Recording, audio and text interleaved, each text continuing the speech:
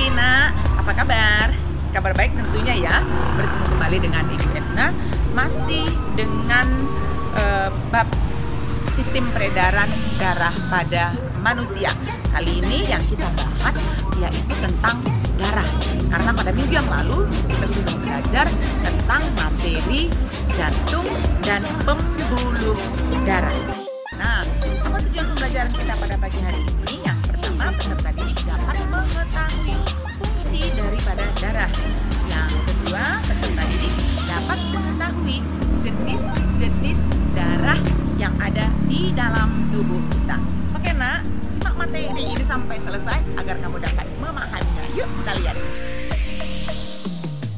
Darah merupakan jaringan ikat yang berwujud cair dan tersusun atas dua komponen utama, yaitu plasma dan elemen seluler.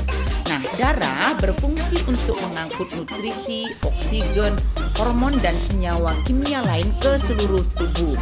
Kemudian menjaga tubuh kita dari serangan penyakit dan menyebarkan panas ke seluruh tubuh. Ya, itulah nak fungsi daripada darah. Nah, darah komposisinya terdiri dari plasma dan elemen seluler. Nah, kita lihat komposisinya. Plasma itu 55%, elemen seluler itu 45%. Plasma darah merupakan cairan ekstraseluler yang mengandung zat terlarut, ya, 90% air dan cairan lainnya ya. Nah, sekarang kita lihat dulu nak satu persatu komposisi dari plasma itu apa saja. Air sebagai pelarut untuk membawa senyawa-senyawa lain. Nah, kemudian yang berikutnya garam-garam kalium, natrium, kalsium, magnesium, klorida, bikarbonat yang menjaga keseimbangan osmotik dan mengatur permeabilitas di dalam membran. Nah, kemudian protein plasma apa saja itu? Albumin, fibrinogen, imunoglobin atau antibodi yang berfungsi menjaga keseimbangan osmotik, Faber, pH ya. Kemudian yang berikutnya senyawa yang ditransportasikan darah, yaitu nutrisi, yaitu glukosa, asam lemak, vitamin, produksi metabolisme, dan hormon-hormon yang ada di dalam tubuh. Nah, kemudian elemen seluler itu apa saja yang 45%? Kita lihat yuk satu persatu. Yaitu eritrosit atau sel darah merah ya, jumlahnya 5-6 juta. Berfungsi transport O2 dan CO2. Nah, kemudian yang berikutnya yaitu leukosit ya, atau sel darah putih, jumlahnya 5.000 sampai 10.000. Fungsinya sebagai pertahanan dan kekebalan tubuh. Bentuknya ada basofil, eosinofil, limfosit, neutrofil, dan leukosit. Kemudian trombosit, jumlahnya 250.000 sampai 400.000. Fungsinya untuk pembekuan darah. Nah, oke, nah sampai di situ sudah paham ya. Nah, sekarang kita lihat satu persatu sel darah merah atau eritrosit. Ciri-cirinya berbentuk bulat pipih dengan bagian tengah cekung ya atau bikorkat. Tidak mempunyai inti sel atau nukleus. Warna kuning kemerah-merahan karena mengandung hemoglobin. Ya, itu ciri-cirinya. Kemudian hemoglobin terdiri atas protein globin yang berkombinasi dengan heme. Heme itu mengandung besi atau Fe ya.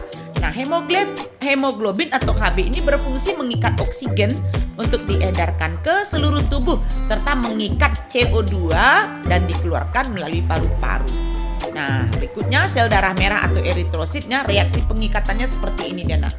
Oksigen dan karbon dioksida dan hemoglobinnya itu seperti ini reaksinya ya. Hemoglobin bersatu dengan oksigen akan menghasilkan oksihemoglobin dan seterusnya.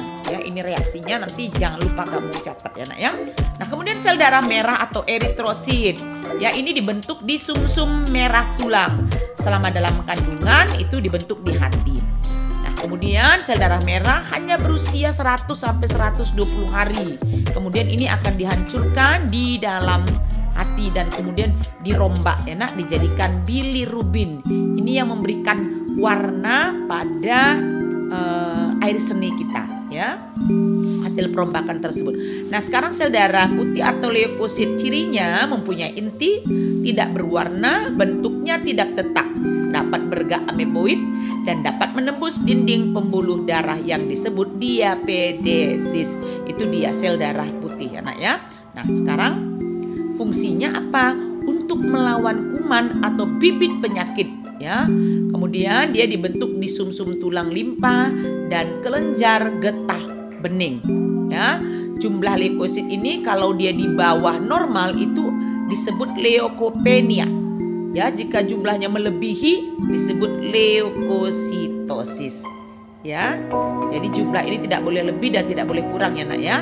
Nah, berdasarkan ada tidaknya, ya, leukosit ini nak dikelompokkan lagi, ya, menjadi granulosit, ya, yang dikelompokkan lagi menjadi neutrofil, basofil, eosinofil, kemudian agranulosit, ya.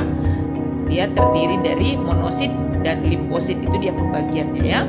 Nah, sekarang kita lihat dulu seperti inilah dia bentuk-bentuk daripada yang Ibu jelaskan tadi. Eosinofil itu mengandung granula berwarna merah, berfungsi sebagai reaksi, ya, ketika kita kena penyakit cacing, ya. Kemudian basofil mengandung granula berwarna biru. Kemudian neutrofil, ya, berfungsi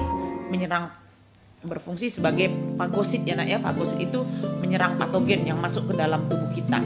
Nah, kemudian ada limfosit ini, ya, dia ada bentuk T dan bentuk B.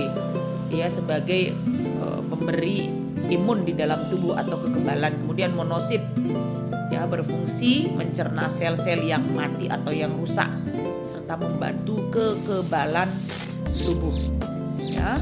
Nah, itulah dia tadi, anak ya. Kemudian keping darah atau trombosit. Nah, seperti apa dia ciri-cirinya? Bentuk tidak beraturan, ya, kadang bulat, oval, memanjang, tidak berinti dan tidak berwarna. Jumlah pada orang dewasa itu 200.000 sampai 500.000 sel per 1 mm kubik darah. Umurnya cukup singkat, 5 sampai 9 hari. Itulah dia keping darahnya. Nah, apabila jumlah kurang dari keadaan normal disebut trombositopenia. Tapi kalau lebih, trombositosis. Dia berperan dalam proses pembekuan darah. Ya, ini proses pembekuan darah ini, nah, ini dimulai ketika tangan kita terluka. Ya, nah seperti apa skemanya seperti ini, ya. Itu dimulai dari ketika trombosit pecah, maka dia akan menghasilkan trombokinase yang berperan, ya, merubah protrombin menjadi trombin dengan bantuan vitamin K dan kalsium. Kemudian trombin merubah fibrinogen menjadi fibrin. Nah, benang-benang fibrin inilah yang berfungsi untuk menutup luka. Ibu harap kamu bisa menghafal ini, anak ya. Oke nak, semoga materi ini dapat bermanfaat bagi kalian, ya. Dan Ibu Edna meminta kamu untuk membuat kesimpulan dari materi ini di buku catatanmu, kamu foto dan kirim nanti sebagai tugas, ya. Dan ingat nak, bersiaplah untuk mengikuti ujian akhir semester. Dan kembali Ibu Edna selalu mengingatkan kepada kalian untuk tetap menjaga kesehatan di masa pandemi ini. Dan kita berdoa semoga bencana ini dapat segera berakhir. Jaga kesehatan dan sampai jumpa. Good luck.